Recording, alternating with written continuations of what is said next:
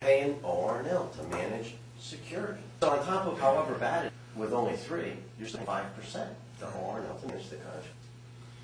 Doesn't, don't like that. So far I got here, advocating hiring our own building engineer and hiring security. Yeah. That we're at so far? Not the. That's fine. I think I'm a little unclear on the building engineer part.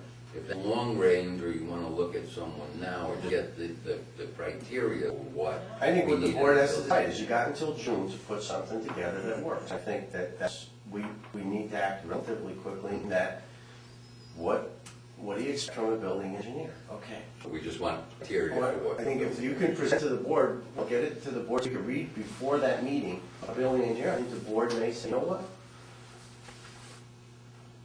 We need to have a meeting specifically about this new umbrella, and this new umbrella says, guy at the top is our own person. Or whether he's, whether he'll be a 1099 or I'll be a higher guy. But the bottom line is, he's our guy here, he answers us. Once we put him in place, which would, and that's why I said you got to move pretty quickly, because now you're going to write a specific bid spec for what you want up here. And then he would work with Joe about the rest of the schools, so when you go out to bid for the service contract on HVAC, he incorporated it into the whole thing. Well, this bid contract, it does have specifics as to what they do on a daily, weekly, and monthly basis. But that's not really a bid spec, that's a proposal, right? Yeah. Or was it? You said you'd like to hire an engineer to then take this here and work with it and tweak it, change it, keep it the same, or? The concern that I have about it being a proposal is that so many things are, it leaves it up to, well, if we don't want it specific, because if we choose to scale back this year and we want to save some money, we're only going to do it 2 times. We're only going to tell you to buff the floors twice. Or, some of the extras, the carpet cleaning. We have a bad winter, so the carpets aren't bad. So, I know that you won the bid spec, but we have the right to, we're only going to do it once this year. But if you have a contract for store figure out at $500,000 a year, but then you want them that company to scale back on the things then that you don't put that in there. Then that also means we're scaling back on annual fee. That's what I'm saying. Yeah. That's why, but if you go out to bid, he bids this unit. You agree to pay him this much for this unit. Whether or not that rug needs to be done. I don't care if it needs to be done or not. I'm getting my money, so I'm going to shampoo that up. So that's the difference between is how much flexibility you give yourself to manage that. And I think the only way you can, if you're going to give them flexibility, you got to give it to the person who's responsible for the building. And that would be where that building engineer comes into play. He or she. And it has to be such a well-rounded person. It has to be somebody who can think. Again, it may not even be an engineer. I think that you need to be able to be a jack of all trades. I mean, you got to be able to. Be conscientious about your work. You got to be able to say, okay, I don't know what the HVAC, that thing's leaking. Okay, we have a contract with also. Let me get him here right now. Okay, got him here, and I got to call Joe and let him know that we have an emergency. So Sunday, Tony, I couldn't get into Tony, so I called Art. There's somebody who just is. That's a general knowledge, too. He doesn't have to be an expert in every field. No, he's got to be a He has a general knowledge of building maintenance. Yeah, but kind of a good high degree of common sense, too. I'm going to apologize to what kind of person would be for that. So we're talking right now about the high school. What about the other bids for the other remaining school year? We're discussing that tonight, or we got 9 bids here? Well, I think they came in so far apart from each other, we need to come up with an apples scenario on those other schools and put it out to rebid also.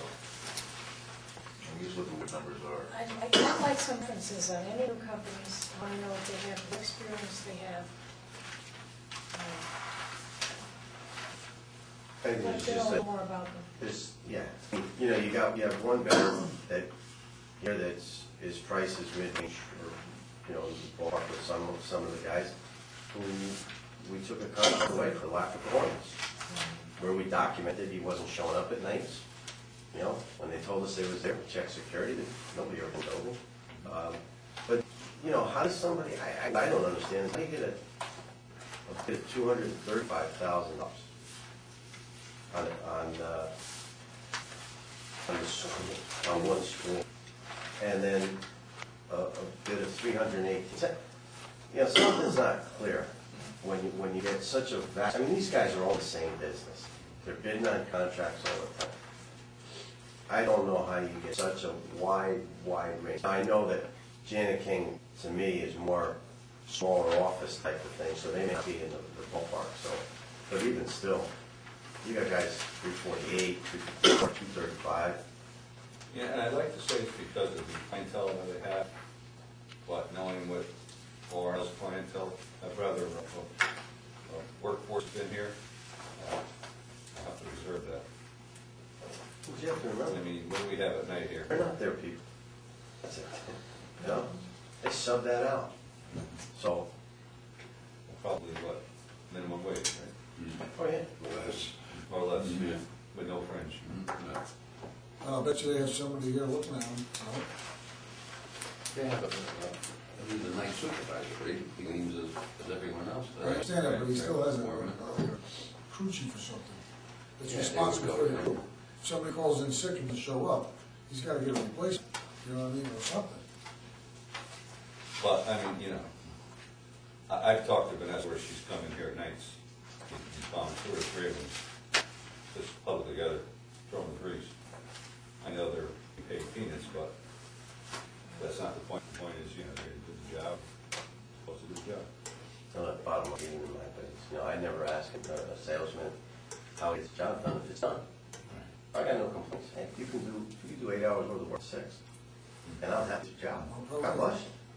But I think when you're doing 6 hours worth of work on an 8-hour contract and you're stressed about how it's getting, then you have issues, and I think that's where we're at, that we're not happy with. And a lot, I think Tony said it earlier, not so much any contract you have, anything you do, you're always gonna have issues.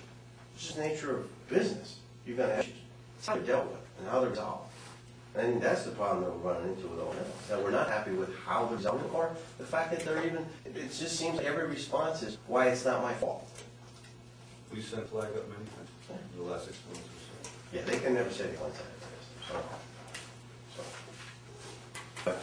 But as far as the other schools, my comments is, you got some guys who are very specific about what they're charging, and then you get some guys who And even those aren't, aren't referencing. even those aren't apples to apples either. That's what I'm saying, So- you know. Hey. Well, Maryland had a good point. What are we getting for how? I mean, is somebody charging, well, we charge $235 and somebody wants to charge $348. Are they bringing in the same amount of people? Or is that the company charging less, saying we could do Do we have a no sub clause? more or less? So I to didn't read speak. this back, didn't I? They're not really specs, they're just. No, on the proposal, what, did it say anything about a no sub clause? I don't remember. These are the RFPs, they're not even bids. I don't remember reading. Yeah, I understand the values of those two, but here's the bottom line, is that, you don't know that the guy who bid $354,000 isn't subbing the cleaning out. You know, and anything really mentioned about references. I think along with this should be some very clear. Let's check You know, it out. somebody should they be sending in a portfolio, I mean, we have Schools, they. guys who have done work here, who are currently doing work here. So, I mean, they speak for themselves. Right. You got 1, 2, 3, 4, an out-of-state company, 5, 6. You got 6 companies who one of which is out-of-state, who have never done work in this district, who, maybe part of this should have been supply us with a portfolio. People that we could talk to, tell us who you're doing contracts with. I'm more interested, I'm not as concerned about the out-of-town as I am about, like, this looks like a new company, I never heard of them. And he's taken, all American, how long have they been in the cleaning business? They're all American construction. How much experience have they got cleaning schools? I think ours is That's the why, first time they did. what John said about, I part wanna of see his, a por- I part of wanna the know what spec would you be a did. portfolio of what their Before. cost has been, what have they done, what are the references.